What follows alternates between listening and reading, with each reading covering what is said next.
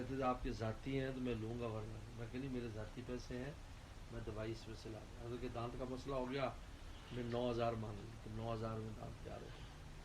حضرت تکلیف میں ہے لیکن دانت نہیں لگوا رہے۔ میں نے کہا میں لگوا کے دیتا ہوں، میں اپنی جیب سے دوں گا۔ ان کو یقین دانی تب جا کر قبول کیے۔ اس طرح زندگی بسر کی۔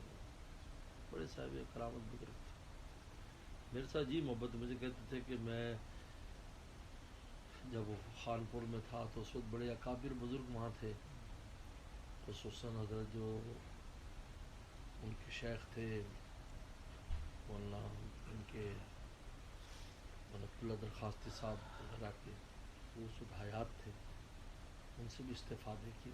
کہا کہ اس کے بعد پھر بیچ میں ایسا زمانہ آیا، بالکل دل جو ہے نا وہ دل کے سوتے جو ہے نا وہ بالکل بند ہو گئے میرے۔ اب آپ جب آئے ہو اور آپ نے آ کر شروع کیا تو میرے دوبارہ وہ جاری ہو گئے۔ تو مجھے شیخ کی طرح اکرام کرتے تھے، یعنی میں صف اول میں بیٹھا ہوتا تو بیٹھتے نہیں تھے، پچھلی صف میں بیٹھتے تھے ادب کی سے۔ مجھے اتنی شرم، نے کہا آپ ایسا نہ کیا کریں، کہ نہیں نہیں بس آپ اگلے سب بیٹھے۔ قاری قاسم سے کہتے تھے میرے تو یعنی سب ہرا ہو گیا، وہ جو زمانے میں جو مشائخ سے لیا تھا وہ سب ہرا ہو گیا مولانا کی وجہ سے۔ اور بڑی محبت فرماتے تھے، یعنی وہ مجھے اگر میں کئی سفر میں چلا جاتا نا تو وہ فلم میں رہتے تھے، کب آئیں گے کب آئیں گے کب آئیں گے۔ وہ دیکھ لیتے تھے تو ان کی تسلی ہو جاتی تھی۔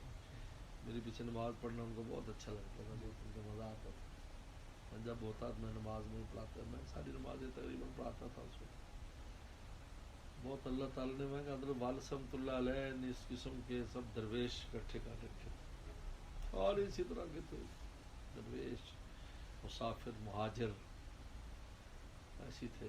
یعنی ادارہ عجیب کرامتی ادارہ رہا ہے۔ عبداللہ صاحب ان میں آخری تھے جو بڑے، سب چلے گئے۔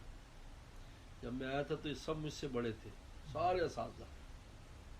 ایک استاد بھی ایسا نہیں تھا درجہ حصہ میں جو عمر میں مجھ سے برابر یا چھوٹا ہو۔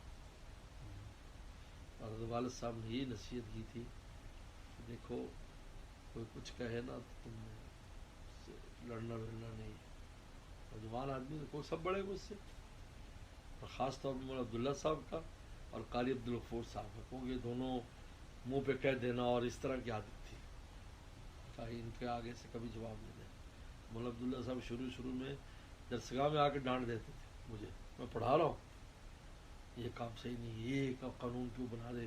طلبہ بڑی شرارتیں کرتے تھے، تو قانون بنانے میں ان کی روٹی بند ہے تو حضرت کچھ کہہ لگا دیتے، تو حضرت نے جناب طلبہ کی بہت حمایت فرماتے تھے۔ میں نے کبھی جواب نہیں دیا، تو والد صاحب کی عجیب نصیحت کا میں نے کبھی کچھ نہیں کہا، خاموش رہا۔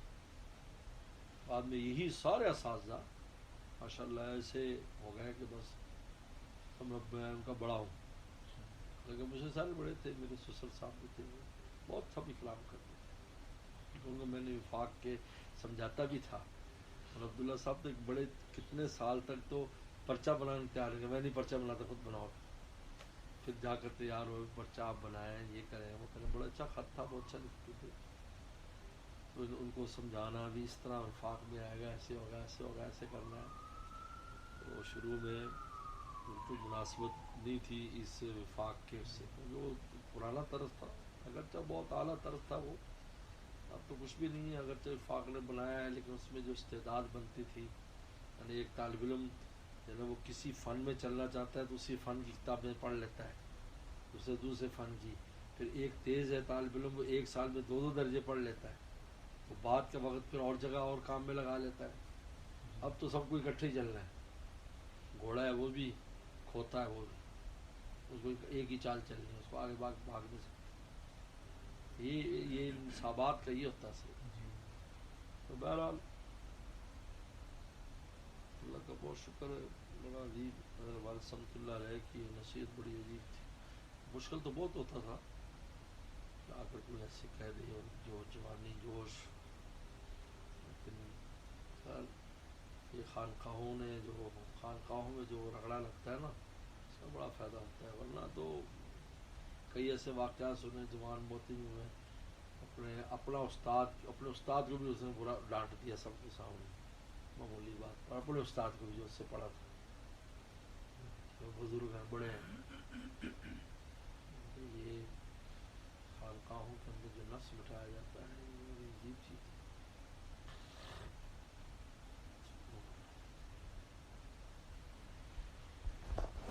کہاں آ رہی؟ وہیں پر ہی ہے، طواف تو کر لیا گیا، وہیں پر ہی اندر حرم میں۔